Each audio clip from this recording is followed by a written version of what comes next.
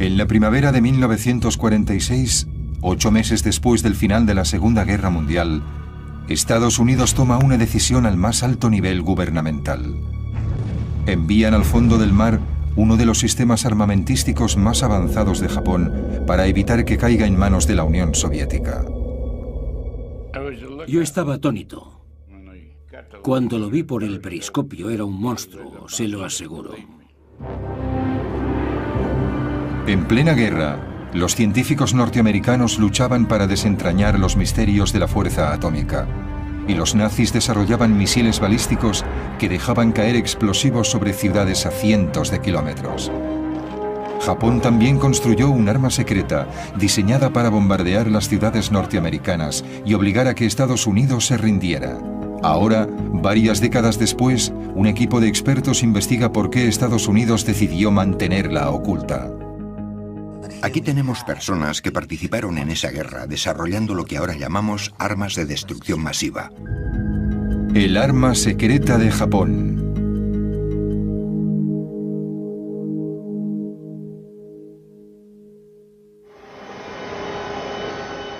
En las cercanías de la isla de Oahu, exploradores submarinistas de la Universidad de Hawái están preparándose para una inmersión maniobrando su submarino de investigación en aguas profundas. Les confirmo posición, 24 grados... Están a unos 800 metros cuando descubren un naufragio de la Segunda Guerra Mundial del que se ha hablado a menudo, pero que nunca se había localizado. Un arma tan secreta que los norteamericanos no supieron de su existencia hasta el final de la guerra. Se han reunido 3 expertos para descifrar los secretos del programa japonés I-400. Podían rodear el Cabo de Hornos. Podían rodear el Cabo de Buena Esperanza. Son 59.500 kilómetros. Exacto, eso les daba una enorme cantidad de opciones estratégicas. Podían atacar en cualquier lugar del mundo. Era un sistema de armas global. La historia del secretísimo I-400 empieza poco después del mortal ataque de Japón a Pearl Harbor. Los japoneses atacan en diciembre de 1941 porque han visto que es una buena oportunidad. Sí. En esos momentos Japón tiene la marina más poderosa del Pacífico y se lanzan a ello. El arquitecto del ataque japonés de Pearl Harbor fue un almirante educado en Harvard, Isokoro Yamamoto. Su objetivo era conmover a Norteamérica con un golpe tan duro que la población civil se aterrorizara, se rindiera a Japón y pidiera la paz. Su ataque a Pearl Harbor consiguió hundir 5 acorazados, provocó daños en 3 destructores y varios barcos pequeños. Pero afortunadamente para los norteamericanos sus 3 portaaviones estaban en el mar el día del ataque. Fue el único error en el plan de guerra de los japoneses. También se equivocaron gravemente al pensar que Norteamérica no respondería al ataque. Un día después del ataque a Pearl Harbor, los norteamericanos declaran la guerra a Japón. Lejos de perder su valor, empiezan a reconstruir su dañada flota y emplean sus vastos recursos para derrotar a Japón.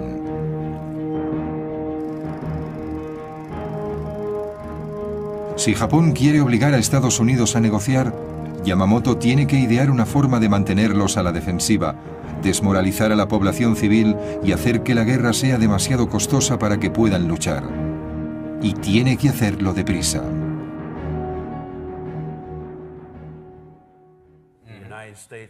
Las industrias de Estados Unidos empiezan a tomar parte de una guerra basada en la economía. Y él sabe que cuentan con todos esos medios. Conoce la limitada capacidad de la sociedad japonesa contra la gran capacidad de la sociedad norteamericana. Personalmente estaba en contra de una guerra con Estados Unidos, porque sabía que no podían ganar. Pero al mismo tiempo, como comandante en jefe de la flota combinada, sabía que tenía que elaborar una estrategia que hiciera viable la guerra de Japón contra Estados Unidos. En los meses siguientes a los de Pearl Harbor, desesperado, Yamamoto busca formas de llevar la guerra al corazón de Estados Unidos, aun sabiendo que está a miles de kilómetros. Estudia el éxito de los U-boat alemanes, los letales submarinos nazis que dan caza a los barcos en el Atlántico. Desde enero a julio de 1942, los U-Boat alemanes hunden 397 barcos que transportan millones de toneladas de suministros destinados a Gran Bretaña. Algunos fueron torpedeados cuando estaban a la vista de tierra estadounidense.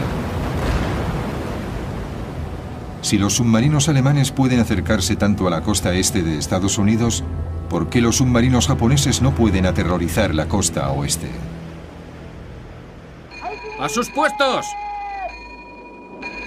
Para probar su teoría, Yamamoto ordena una serie de misiones contra la costa oeste de Estados Unidos. Envía un submarino a Santa Bárbara, California, para que bombardee una refinería de petróleo. Provocó pocos daños, pero desencadenó el miedo a una invasión japonesa a todo lo largo de la costa oeste. A lo largo del Pacífico se persigue al submarino japonés que ha traído la guerra a tierra estadounidense. En la costa, el merodeador ha atacado las refinerías de petróleo cercanas a la playa de Santa Bárbara. El trozo de una bomba hecha en Tokio produjo pocos daños, pero ha sido la primera lanzada a orillas norteamericanas durante esta guerra. Al día siguiente, la Brigada de Artillería Costera dispara 1.400 misiles antiaéreos contra lo que creen aviones enemigos, pero no se confirma el avistamiento.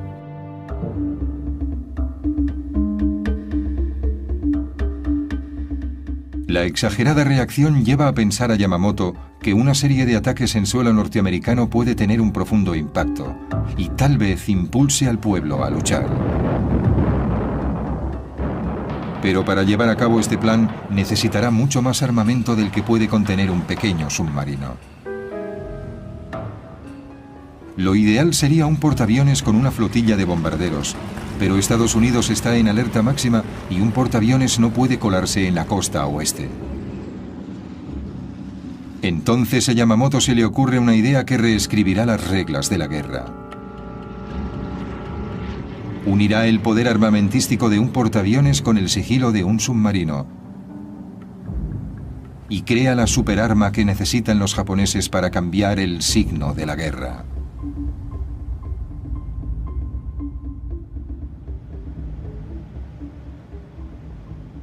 La idea de un submarino que transporte un avión no es nueva, pero solo para una misión específica, el reconocimiento. Poder lanzar un avión que vuele en círculos 60 u 80 kilómetros a ambos lados del barco amplía al capitán el conocimiento de muchos kilómetros más allá del horizonte. Pero Yamamoto quiere ver si un submarino que lance un avión puede convertirse en un arma ofensiva, que no solo sea un aparato de reconocimiento. Ordena otra misión de prueba. Esta vez un pequeño avión lanzado desde un submarino bombardea Oregón esperando el inicio del fuego enemigo. El ataque resulta fallido, pero la misión convence a Yamamoto de que un submarino puede pasar entre las defensas costeras y atacar a la inadvertida población civil. Si un solo avión lanzado desde un submarino puede sembrar el pánico, tal vez una flota pueda aterrorizar y humillar a Norteamérica. Poder llegar a su destino y lanzar un ataque por aire sin ser descubiertos daría a los japoneses una ventaja que ninguna otra marina, ninguna otra fuerza tenía durante la guerra. Yamamoto ordena a sus ingenieros que diseñen una flota de portaaviones submarinos que puedan cruzar el Pacífico sin ser detectados, desde donde lanzarán un escuadrón de bombarderos de alta tecnología que atacarán las ciudades de la costa oeste para desaparecer después sin dejar rastro, como los U-Boat germanos.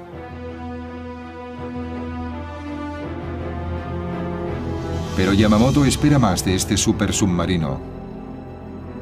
Quiere que su nueva arma aterrorice y desestabilice Norteamérica, atacando Manhattan y posiblemente hasta la ciudad de Washington.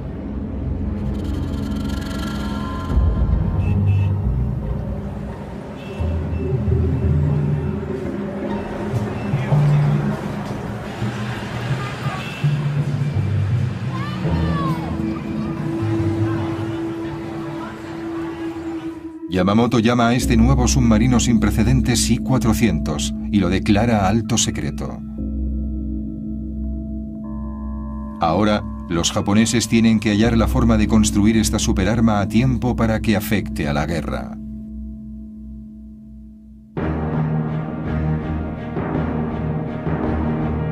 Mientras los japoneses trabajan en su plan maestro, Estados Unidos acelera los trabajos para un arma secreta propia, cuyo nombre en código es Proyecto Manhattan. La bomba atómica. Robert Oppenheimer, profesor de física de la Universidad de California, está al frente de las investigaciones.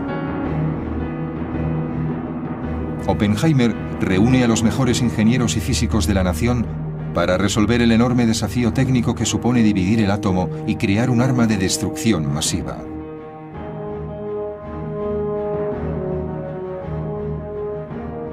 Los norteamericanos temen que los alemanes y los japoneses estén construyendo bombas atómicas, así que deben actuar con rapidez.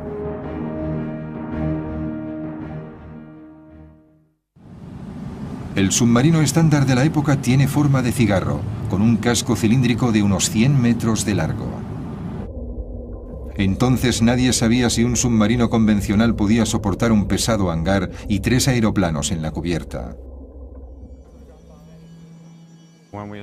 Cuando montemos esas piezas, tendremos la maqueta de un submarino que tiene las medidas a escala de un submarino 10 veces más largo que ancho.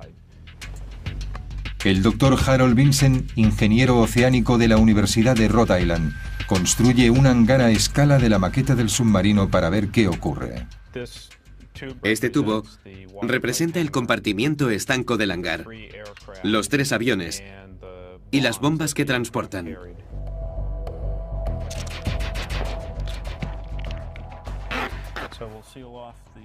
Sellaremos el extremo del hangar por aquí y veamos qué sucede cuando lo sumergimos. Vale. Se da la vuelta por el peso que lleva encima. Se da la vuelta y se hunde. Por lo tanto, tuvieron que idear otro método para transportar bajo el agua un hangar tan pesado con todos los aviones. Los diseñadores japoneses deben encontrar una forma de albergar los aviones sin poner en peligro el delicado equilibrio del submarino. Se necesita un hangar muy grande que empiece aquí a lo largo de la superestructura y que termine aquí. Hay que trasladar aquí el área de navegación, a un lado del barco y en la parte de arriba, que es mucho más amplia. Aquí están los grandes aviones y como no es suficientemente grande se necesita una cubierta de vuelo mucho más larga y por lo tanto un submarino mucho más grande. Esto es una transformación de todo el concepto del submarino. La guerra en el Pacífico no va como esperaban. Yamamoto ataca la flota norteamericana en Midway, una base clave en el Pacífico. Su objetivo es hundir los portaaviones que no estaban en Pearl Harbor. Si lo consigue, cree que puede asegurarse el dominio en el Pacífico. Durante 3 días de duros enfrentamientos, los bombarderos norteamericanos hunden los 4 portaaviones de Yamamoto. Es una derrota devastadora para Japón. Con la flota de portaaviones diezmada, la necesidad de un arma escurridiza que pueda transportar aviones sin ser detectada es crítica. Pero primero debe resolver el desafío técnico de construir un submarino que no zozobre. Pásalo alrededor y veamos qué ocurre. Y dan con una solución innovadora. Vamos a intentarlo con este diseño de casco doble.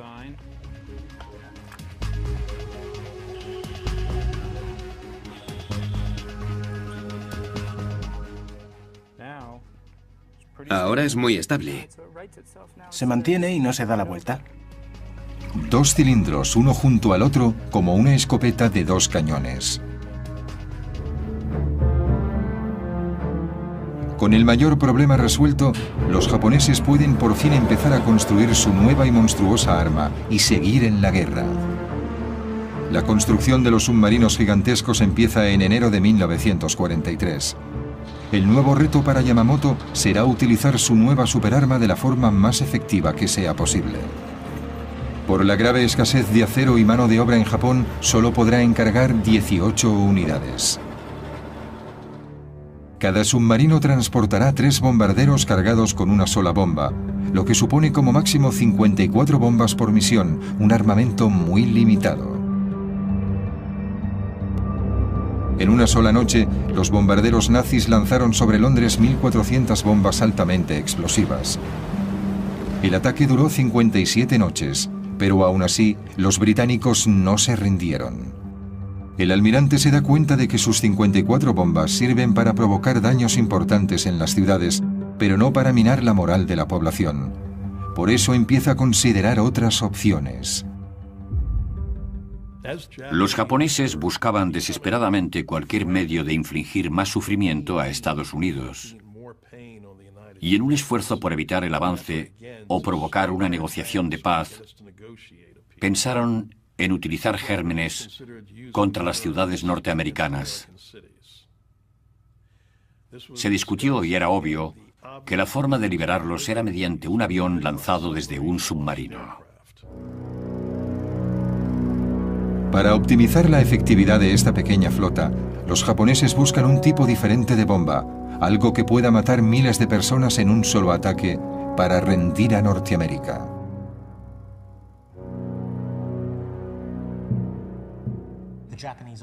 El ejército japonés estaba fabricando ese tipo de armas en Manchuria en muy malas condiciones, por cierto, y parecía que la marina japonesa estaba interesada en usar bombas de Anthrax.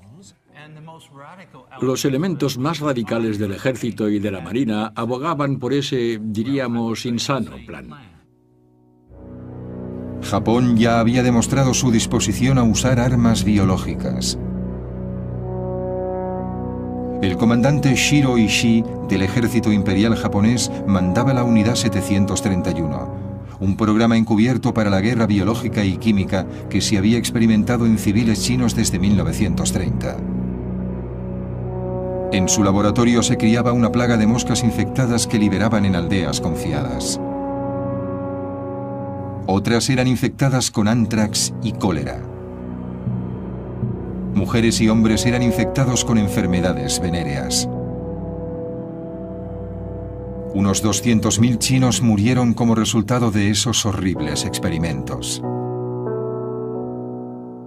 Algunos líderes militares japoneses protestaron por el uso de armas biológicas por razones humanitarias, pero sin duda, un arma de destrucción masiva lanzada en una ciudad de Estados Unidos causaría una gran cantidad de bajas y sería mucho más efectiva para sembrar el terror entre la población norteamericana que una bomba convencional.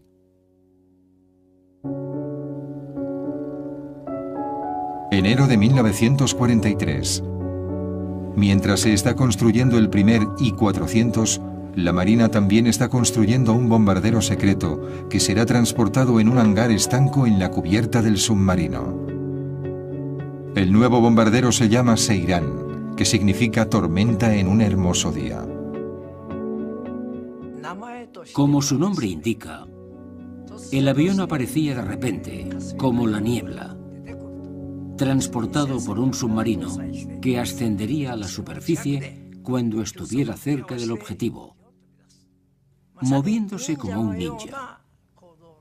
Por eso le llamaron Seiran. Es un nombre muy poético. El teniente Atsushi Asamura es el último piloto de élite superviviente del escuadrón Seiran. En una ceremonia sintoísta anual, tiene la oportunidad de honrar a sus camaradas desaparecidos. Recuerda la emoción de formar parte del proyecto secreto. Nos sorprendimos mucho cuando vimos el Seiran por primera vez. Pensé, ¿este avión se puede llevar en un submarino? Creo que pocas personas sabían del Seiran, incluso en la Marina japonesa. Las pruebas y los experimentos se hacían muy secretamente. El recién diseñado Seiran será una importante incorporación al arsenal aéreo japonés. Con una bomba de 800 kilos y un motor de 1.400 caballos, alcanza una velocidad máxima de casi 500 kilómetros por hora. Pero los diseñadores del avión japonés se enfrentan a otro reto. Aunque el I-400 es más ancho que cualquier otro submarino de la época, el hangar montado en la cubierta solo tiene un diámetro de 3,5 metros. Este es el hangar del I-400 en el que tiene que caber este avión. Y aquí tenemos una vista frontal del Seirán. A la misma escala. A la misma escala. Vaya. El fuselaje cabe aquí, pero las alas y la cola no caben. Es evidente. Para solucionarlo, los japoneses diseñan unas alas parecidas a las del Grumman Hellcat, el caza más potente de la flota estadounidense transportado en portaaviones. Para minimizar el tamaño de los aviones y almacenarlos bajo las cubiertas, las alas de los Hellcat giran 90 grados y se doblan sobre el fuselaje. Los diseñadores del Seirán llevan la idea un paso más allá. La cola y los estabilizadores horizontales se doblan para reducir la altura. Haciendo todo eso cabe perfectamente. Precisamente. Es impresionante. Pero a los diseñadores japoneses les queda otro problema por resolver. Una vez el submarino llega a su destino, cada uno de los motores del Seirán tardan 20 minutos en calentarse antes del lanzamiento. Encender los motores en el hangar mientras el submarino está sumergido expondría a la tripulación a los letales humos del monóxido de carbono. Pero calentar los motores con el submarino en la superficie los expone a los radares y los ataques aéreos. Si los japoneses no encuentran una solución, su submarino portaaviones morirá en el agua. En un pequeño aeropuerto de Connecticut, Craig McBurney investiga los retos que presentaban los motores de alto rendimiento de los cazas durante la Segunda Guerra Mundial. Este es su proyecto, un extraño motor de 28 cilindros de un Corsair con base en un submarino de guerra de Estados Unidos. Es más grande que el motor del Seirán, pero comparten el mismo problema. Voy a ponerlo en marcha. En marcha. Va muy despacio. Apágalo. A veces el motor ni siquiera se pone en marcha. No me gusta el sonido que tiene. Lo intentan otra vez y el motor toma velocidad, pero necesita 20 minutos para calentarse totalmente. Para la tripulación japonesa del I-400, este tiempo de espera puede suponer un desastre. Ya veis lo espeso que es el aceite, y se debe a que no se ha calentado. Ya sabéis lo justas que son las tolerancias en el interior del motor de un avión, y hay una significativa diferencia si se bombea el aceite espeso y pesado a través del motor. Depende de la viscosidad del aceite frío del motor. Pero, ¿y si se precalienta el aceite? Este es el mismo aceite que se ha calentado en el precalentador. Es casi como agua. Hay una gran diferencia. Los ingenieros navales japoneses hallan una inteligente solución, un depósito aparte para calentar el aceite del motor. El aceite caliente está siempre a punto para bombearlo a los cilindros y las válvulas. Es la misma tecnología que McBurney usa en el motor del Corsair. Dentro de este contenedor tenemos el depósito principal de aceite que alimenta el motor. Y también hemos instalado un depósito con un calentador. ¿Encendido? ¡En marcha! Así se pone en marcha inmediatamente. ¡Perfecto!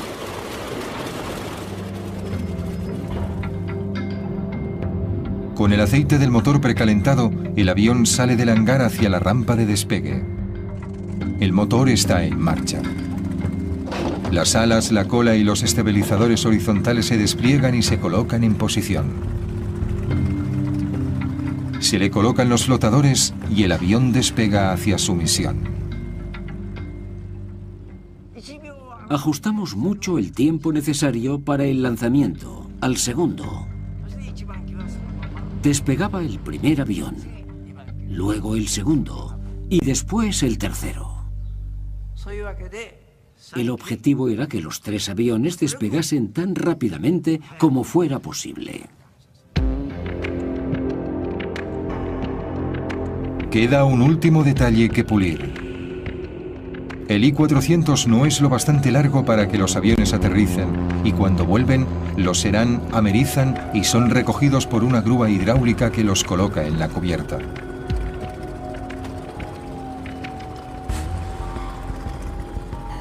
Resueltos los problemas de ingeniería, parece que el programa I-400 marcha a toda vela. Pero en abril de 1943, la Marina japonesa sufre una devastadora pérdida. El objetivo de Estados Unidos es matar al almirante Yamamoto. Su avión es derribado en las Islas Salomón.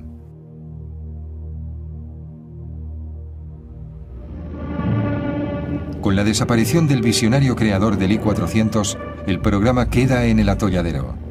El pedido de 18 submarinos se rebaja a solo 9 unidades. Después de la muerte de Yamamoto pasa un año y medio antes de que su innovadora arma sea una realidad. Diciembre de 1944. Por fin se termina el primer I-400. Unos meses después está listo otro submarino. Los grandes submarinos transportan 3 hidroaviones bombarderos en un hangar de 31 metros de largo. Una catapulta de aire comprimido lanza los aviones, incluso en mares embravecidos.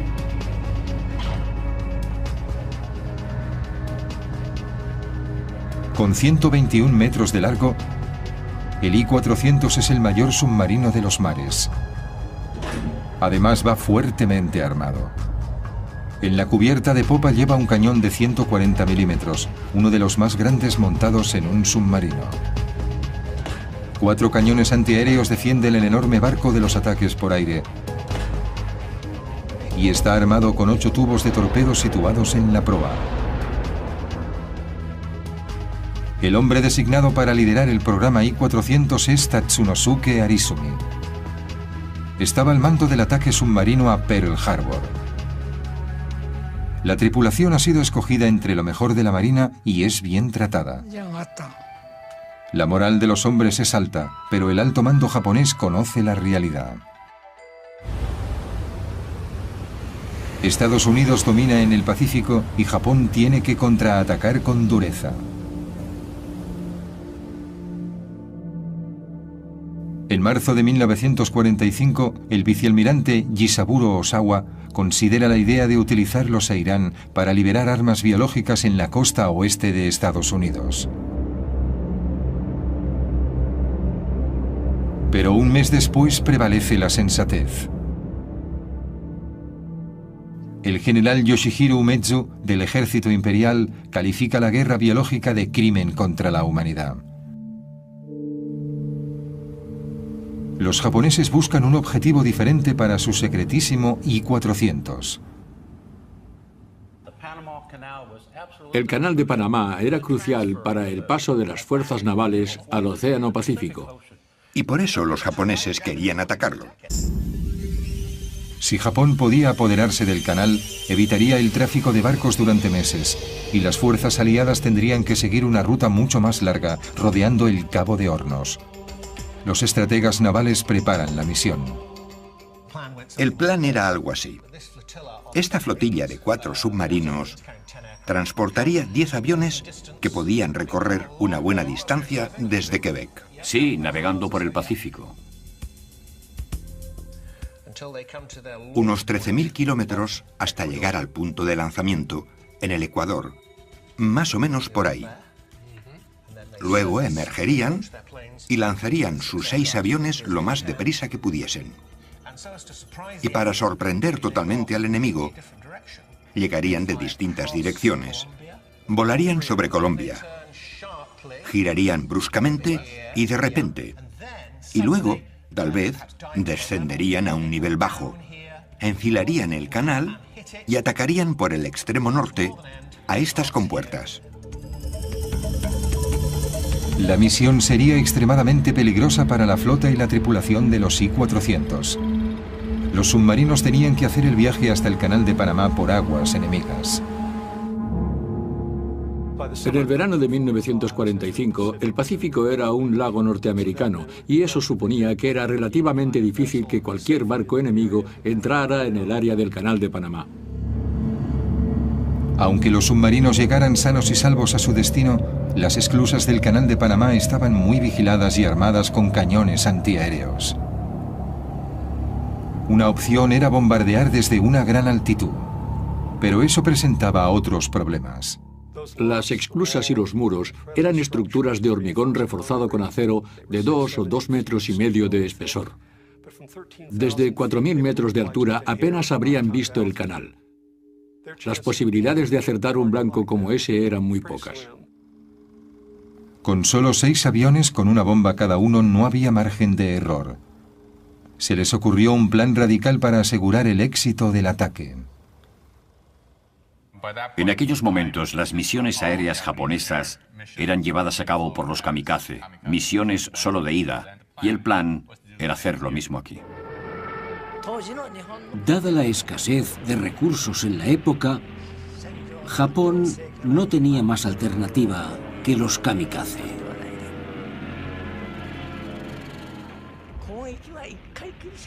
Sé que es una controversia, que muchas personas están en contra, pero creo que entonces no había elección.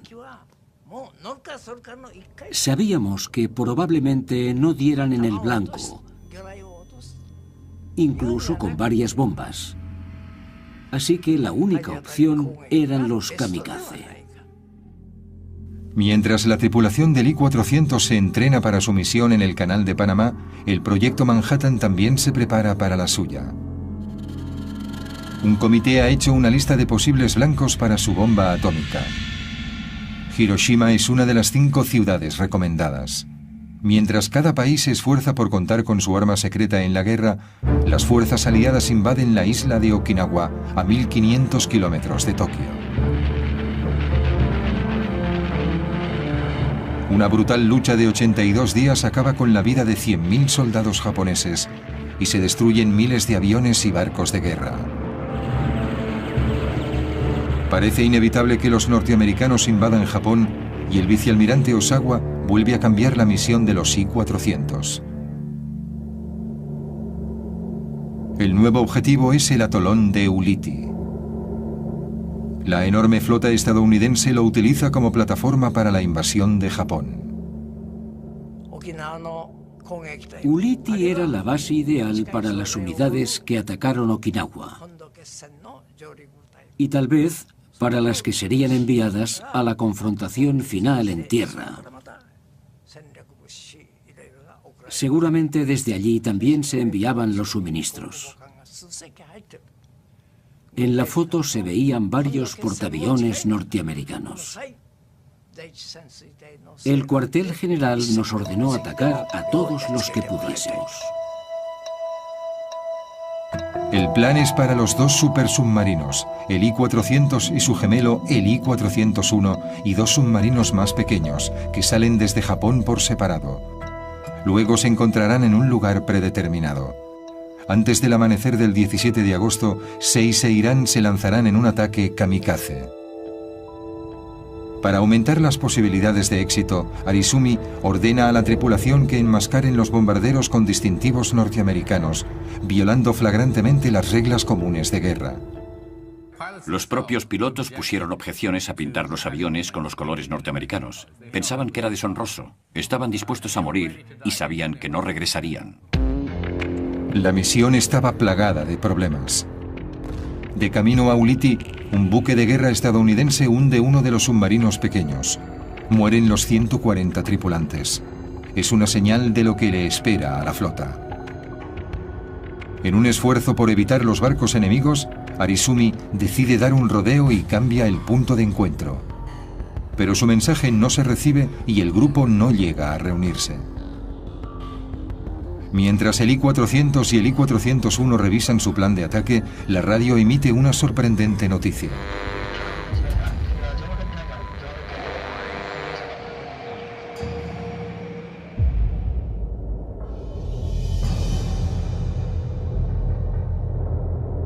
Estados Unidos ha derrotado a Japón con su arma secreta.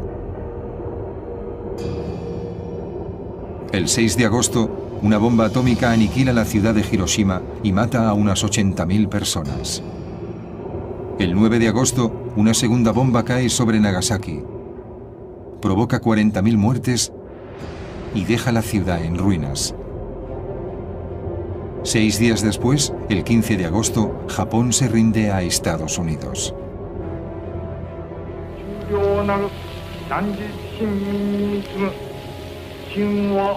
El emperador Hirohito se dirige por radio a la nación y pide a su pueblo que resistan lo irresistible, que sufran lo insufrible. El día siguiente, el 16, recibimos un telegrama ordenándonos el cese del fuego. Al recibir ese increíble telegrama, gradualmente fuimos asumiendo la realidad. Entonces empezó a bordo el verdadero drama. En aquella época, rendirse y seguir vivo no existía en la Marina Imperial japonesa. Los capitanes de los 2 submarinos I-400 deciden cambiar el curso y regresar a Japón. Nadie quiere rendir esos costosos barcos ni sufrir la humillación de ser capturado en aguas enemigas. Para proteger su secreto, Arizumi ordena a la tripulación de los 2 I-400 que hundan en el océano los Seiran con los distintivos norteamericanos. Los submarinos japoneses no son un peligro para la flota norteamericana. El 28 de agosto, 2 destructores estadounidenses divisan al I-400 a 300 kilómetros de las costas japonesas. El gigantesco submarino intenta escapar, pero se rinde sin luchar. Harry Arvidsson es uno de los primeros norteamericanos que aborda el I-400. Cuando nos acercamos al submarino y vi cómo era, pensé, es lo más grande que he visto en mi vida. Luego, el 29 de agosto, un submarino norteamericano, el USS Segundo, avista el I-401. Carlo Carlucci era furriel del submarino norteamericano. Eran las 2 o 3 de la madrugada, antes del amanecer. Y entonces lo detectaron en el radar. No sabían qué era hasta que estuvieron bastante cerca. Tsuji Oyata era un joven marinero del supersubmarino japonés. No queríamos rendir aquel magnífico barco a Estados Unidos. Pensamos que era una vergüenza que lo capturaran. Aunque la guerra ha terminado, los norteamericanos no saben cómo reaccionarán los japoneses. La situación era confusa. No sabías qué pasaría. No sabíamos si dispararían o no.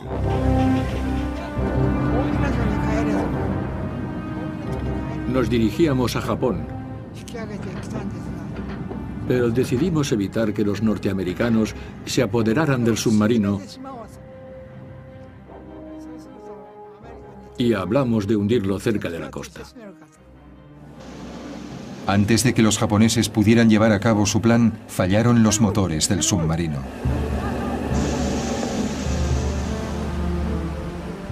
El Segundo hizo señales al enorme submarino para que se rindiera, pero Arizumi se negó.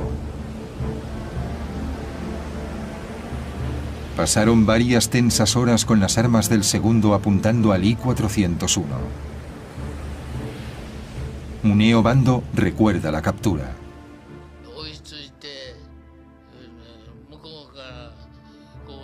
Nos apuntaron con los cañones y nos ordenaron que enviásemos un oficial a su barco.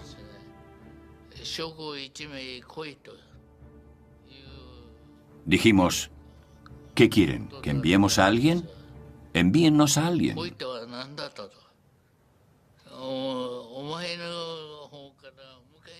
Nosotros insistíamos en mantener el orgullo y tratar de hombre a hombre.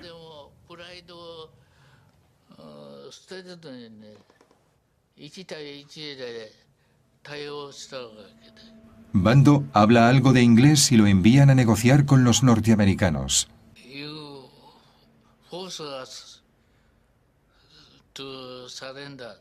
Dije, si nos obligan a rendirnos, nos suicidaremos.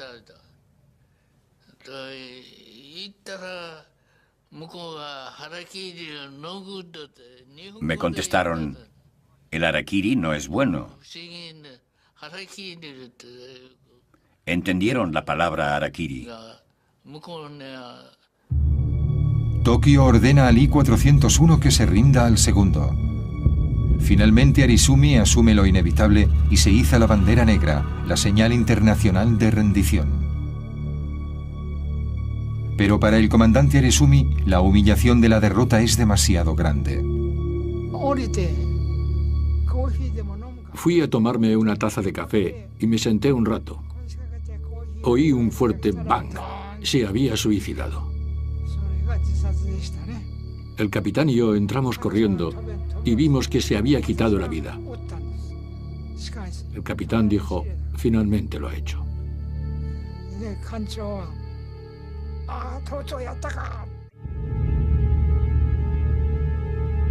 Toda la tripulación japonesa es hecha prisionera. Marineros, pilotos y personal auxiliar. Oficiales submarinistas norteamericanos toman el control del gigantesco submarino. Enseguida se percatan de que están en un barco que no tiene nada que ver con los que han visto hasta ahora. Uno de los primeros norteamericanos que abordan el I-401 es un joven marinero llamado Paul Whitmer. Inmediatamente descubre el inusual doble casco del diseño. Entramos en la sala de máquinas y había una puerta a una sala contigua. ¿Qué demonios es esto? Echamos un vistazo y vimos que había otro juego de motores. Había dos salas de máquinas, a babor y a estribor. Descubrimos que tenía dos cascos. Era como dos submarinos, uno al lado del otro. La tripulación japonesa permanece a bordo y solo hay 6 norteamericanos al mando.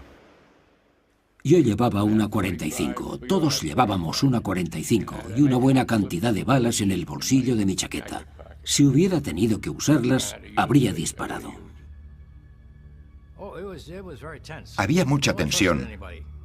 Nadie confiaba en nadie. No sabíamos qué esperar.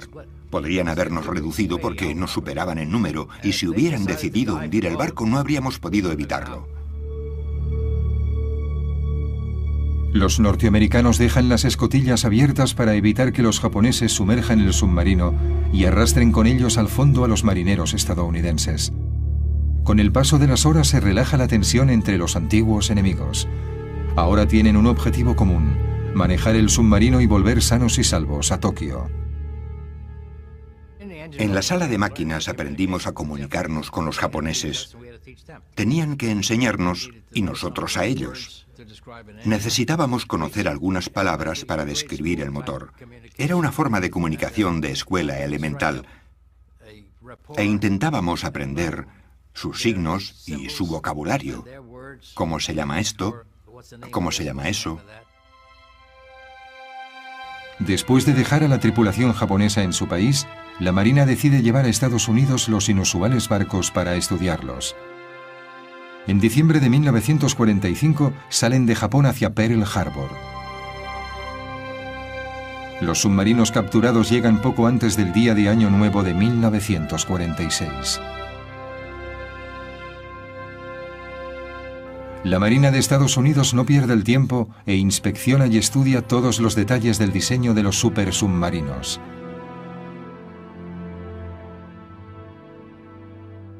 Pero en la primavera de 1946 se hace patente una nueva situación y los I-400 vuelven a ser secretos. Esta vez Estados Unidos los oculta a la Unión Soviética. Grandes submarinos portaaviones para ataques estratégicos a sus enemigos son exactamente lo que no quieres que tengan los rusos. No. Había estallado la Guerra Fría. Exacto. Empezaba así. El principio de la Guerra Fría. Antes de que los rusos envíen una delegación para inspeccionar los submarinos, la Marina de Estados Unidos toma una precipitada decisión.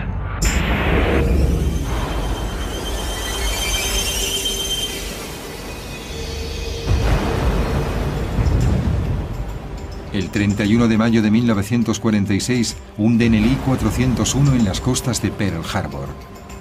2 días después, el I-400 se reúne con él en el fondo del mar, y con ellos van los secretos de la ingeniería japonesa de la Segunda Guerra Mundial. Nadie conocerá todo su potencial.